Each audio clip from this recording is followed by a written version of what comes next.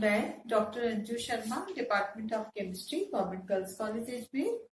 आज मैं आपको बीएससी पार्ट फर्स्ट के टॉपिक सेमीकंडक्टर्स के बारे में बताऊंगी। जैसा कि आप लोग 12th क्लास में पढ़कर आए हैं अर्धचालकों के बारे में, दो तरह के होते हैं ये, इंट्रिंसिक और एक्सट्रिंसिक। अगर प्योर फॉर्म में हम स्टडी करें, जर्मेनियम, सिलिकॉन वगैरह के बारे में स्टडी करते हैं, तो आप ये देखेंगे कि वैलेंस बैंड और कंडक्शन बैंड दोनों के बीच में ऊर्जा का अंतर बहुत कम है। डेल्टा ई का मान 3 इलेक्ट्रॉन वोल्ट है। So little energy required to transfer electron from valence band to conduction band. Electron का यहां से यहां ट्रांसफर होने में कम ऊर्जा की आवश्यकता है। यहाँ पर आप ये देखिए, ये दोनों बैंड के बीच का एनर्जी गैप है और हम थर्मल एक्साइटेशन देख रहे हैं यहाँ पर। This happens when bond formed by electron pair. कोई भी इलेक्ट्रॉन पेयर जो है बॉन्ड फॉर्मेशन करता है। बॉन्ड फॉर्मेशन के जो बॉन्ड है अगर वो टूटता है, then electron bond formed by electron pair broken by absorption of quantum of energy। Quantum of energy को एब्जॉर्ब करने के बाद में अगर वो जो इलेक्ट्रॉन पेयर से बॉन्ड बना है अगर वो ब्रेक होता है तो क्या होता है, energy transfer to conduction band. Energy conduction band में ट्रांसफर होती है और so only one electrons remain in place of electron pair in valence band। तो वैलेंस बैंड में जहां इलेक्ट्रॉन पेयर था वो बॉन्ड ब्रेक हो गया और वहां पर एक इलेक्ट्रॉन वैलेंस बैंड से कंडक्शन बैंड में चला गया और यहाँ पर एक ही इलेक्ट्रॉन बच गया। अब इसका नतीजा क्या हुआ, अगर इलेक्ट्रिक फील्ड अप्लाई की जाती है तो electron in conduction band move towards anode. क्या होगा, इलेक्ट्रिक फील्ड अप्लाई करने के बाद में इलेक्ट्रॉन कंडक्शन बैंड में it will move towards anode. अब हम दूसरी बात क्या देखते हैं, electron in valence band nearer to hole move to free place. देखिए आप यहाँ पर क्या होगा, इलेक्ट्रॉन जब मूव कर जाएगा तो यहाँ पर होल छोड़ जाएगा पीछे। एक होल यहाँ पर छूटा, फिर क्या होगा, फॉर्म न्यू होल। अब नेक्स्ट इलेक्ट्रॉन जो है एक यहाँ पर मूव कर गया और एक होल छोड़ गया। Next electron creating another hole and so on. अब क्या हुआ, एक मूव कर गया, एक होल छोड़ गया, फिर क्या पास वाला जो इलेक्ट्रॉन है वहां पर भी यही हुआ कि एक ऊपर चला गया और यहाँ पर होल छोड़ गया और इस तरह से नंबर ऑफ होल्स का फॉर्मेशन होता जा रहा है और यहाँ पर number of electrons conduction band में जाते जाते हैं। तो हम इससे किस नतीजे में पहुंचते हैं, so conduction brought by both, किस किस से होगा conduction, electron transfer to conduction band. पहला क्या हो रहा है, इलेक्ट्रॉन कंडक्शन बैंड पे जा रहा है and holes in valence band, यहाँ पर होल्स बचे रहते हैं कितने और यहाँ इलेक्ट्रॉन्स पहुंचे।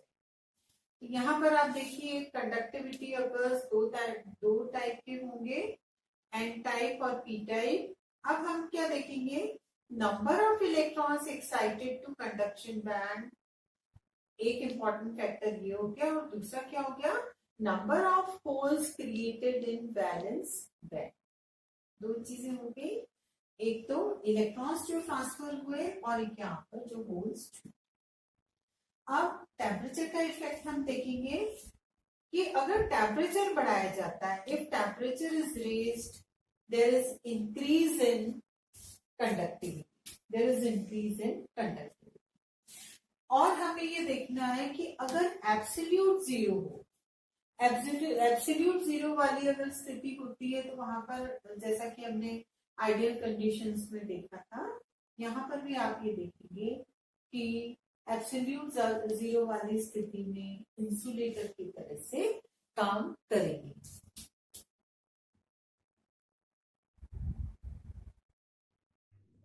अभी हमने इंट्रिंसिक सेमीकंडक्टर्स के बारे में देखा था, अब हम एक्सट्रिंसिक के बारे में देखेंगे। वहां पर हमने देखा था कि प्योर फॉर्म में रहता है सब्सटेंस, पर क्या होता है sometimes substances normally are insulators, ठीक है, कुछ अलग होते हैं वो, but can be made semiconductor when small amount of impurities are added. वो सेमीकंडक्टर नहीं है, पर अगर कुछ इम्प्योरिटी उनमें ऐड करी जाए तो वो सेमीकंडक्टर्स की तरह से काम करेंगे। और दूसरा क्या हो सकता है, similarly addition of impurity in semiconductor में इंक्रीज कंडक्टिविटी। सेमीकंडक्टर है पर अगर इम्प्योरिटी ऐड करी तो उसकी कंडक्टिविटी बढ़ जाएगी। यहां पर हम देखेंगे depending on nature of impurity, impurity के प्रकार के ऊपर ये दो भागों में विभाजित किया जाता है, एन टाइप और पी टाइप। एन टाइप में क्या होगा, ग्रुप 14 के एलिमेंट्स हैं, जैसे हम देखेंगे सिलिकॉन जो क्रिस्टल है when it contains impurity of arsenic, यानी it is 4:4p3 having more electrons than silicon in valence shell. Valence shell में सिलिकॉन से अधिक इलेक्ट्रॉन्स यहाँ पर पाए जाएंगे आर्सेनिक के केस में।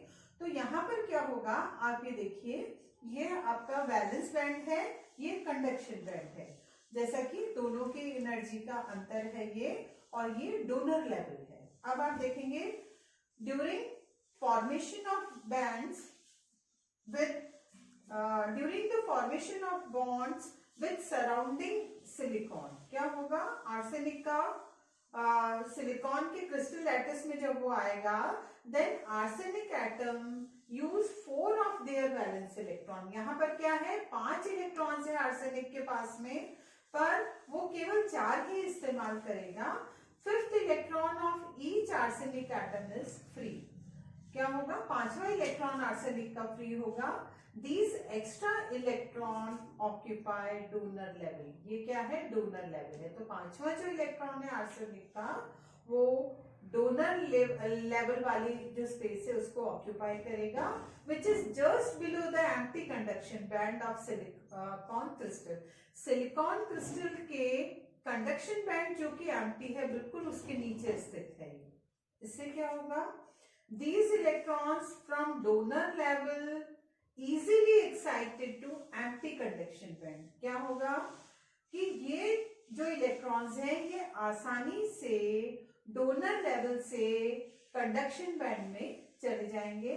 These electrons from donor level easily excited to empty conduction band, so impurity of arsenic increases conductivity of silicon। तो क्या होगा, यहाँ पर हमने देखा कि एन टाइप के सेमीकंडक्टर्स में आर्सेनिक को हम डोनर इम्प्योरिटी कहेंगे as donates electron to conduction band of silicon. अब हम पी टाइप के सेमीकंडक्टर्स की बात करेंगे। तो यहाँ पर silicon crystal contain impurity of boron and aluminium. यहाँ पर क्या था, it is S2p3, it is S2p1, यानी यहाँ पर number of electrons are lesser than silicon, having lesser electron than silicon in its valence shell. ये दोनों में बेसिक डिफरेंस है।